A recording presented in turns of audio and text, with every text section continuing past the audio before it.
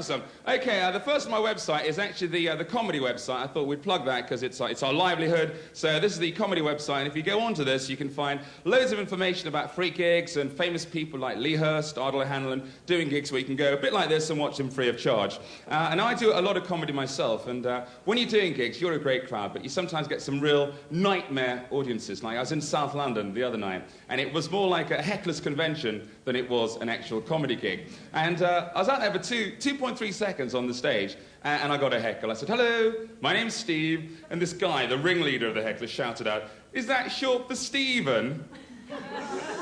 I went, "No, silly, it's long for stir." And I had to fox him. So I said, "Where are you from, mate?" Obviously wanted some attention. He said, "I'm from Welling." I said, "Oh, and is Welling famous for anything in particular?"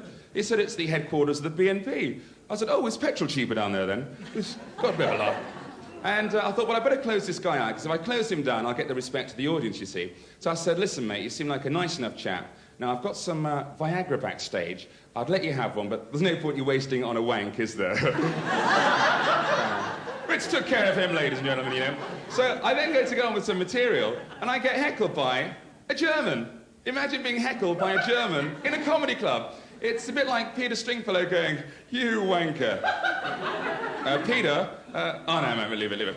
So this German guy said, he said, "I bet you don't know any jokes in German." And I said, "That's right, mate, because there aren't any." And he had this like interesting English accent. I said, "Are you on holiday, mate, or what's the story?" And he'd been here for 4 years. And I said, "Oh, so have you got used to the intricacies of the English sense of humour?" He said, yeah, I think so. So I thought I'd test him like at a really basic junior level. So I went, "Knock, knock." And he went, "What?" Still need to work on that then, Fritz, or Jürgen, whatever your name is. And they've actually just opened up a string of laughter clubs around Germany, apparently because they were voted the misery guts of Europe. And I thought, it's a bit like Gary Glitter trying to start a child mining agency. Not really going to take off, is it? But every time I do that, there's always a voice of disapproval from the hardcore Gary Glitter fans. "But would you let him babysit for you, madam?"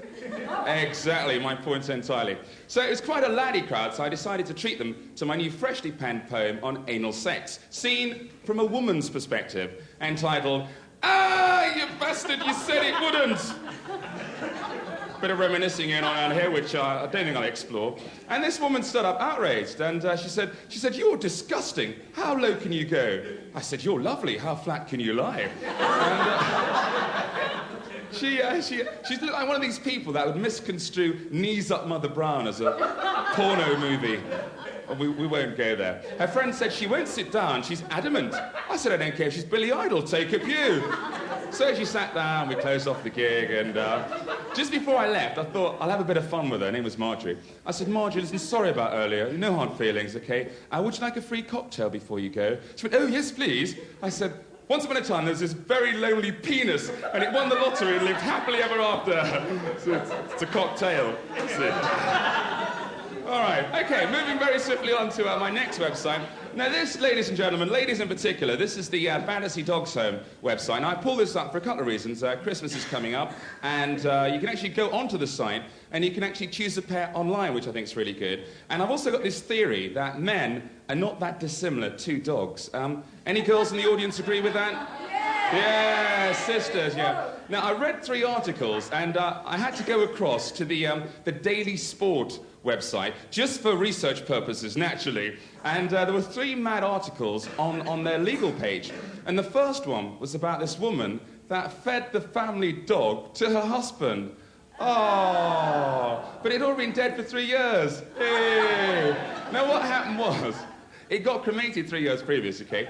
And she was so fed up with her lying, cheating husband that she put the ashes into his lasagna.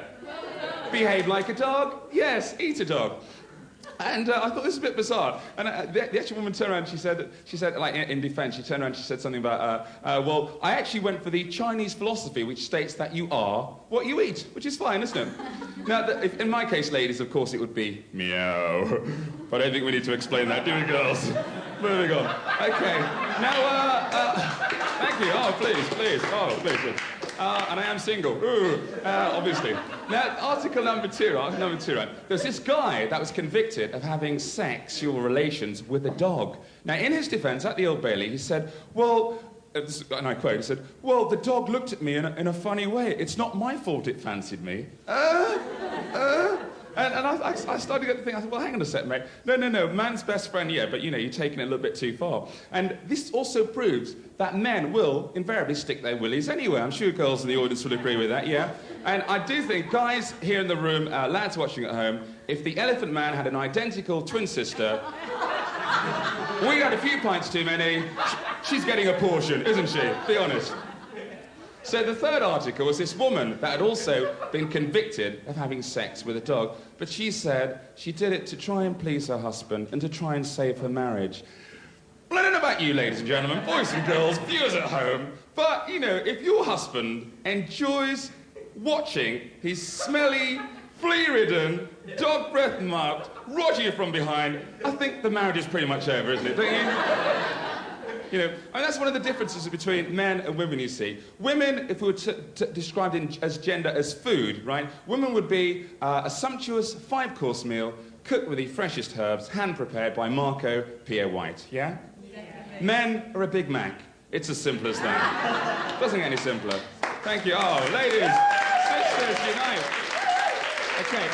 And just to close down this theory, ladies and gentlemen, guys, if you're 100% honest in this room, yeah, if the likes of Cindy Crawford, Michelle Pfeiffer, Catherine Zeta-Jones, yeah, they said, put this lead around your neck and I'll take you down to the shops and you'll get some rumpy-pumpy. Not only would you wear the lead, you'd develop a sudden passion for changing sticks, you'd change your diet to pedigree chum, and you'd look forward to competing with all the other dogs at Crufts, wouldn't they, ladies and gentlemen?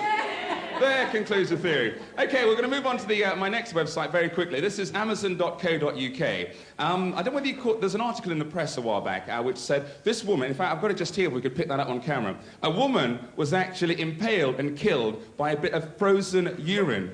Anyone catch that? Yeah, it's a very tragic story in Ukraine. And what happened was there was a leaky toilet on a Russian flight. All this urine leaked out, and it came down through the atmosphere, turned into an ice spear, impaled her, and it just knocked her out and killed her. And I thought, well, this is a bit bizarre. I saw the tragic side, but the funny side was, of course, she literally took the piss. Didn't she? So I went very quickly across, and I'll read this just before we close up. I went and got this book right off the Amazon.co.uk website, brilliant website, and it's the Encyclopedia of Unusual Sexual Practices. This is what it says about golden showers, because those people also take the piss, don't they?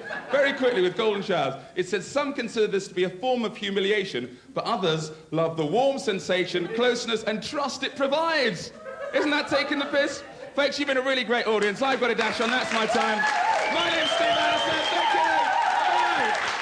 Steve Anderson, ladies and gentlemen. Still to come tonight on Net Comedy. Dave Fulton, Bruce Springsteen is back. Catherine Harvey, and in just a few minutes, Barry Casadola. So don't go away.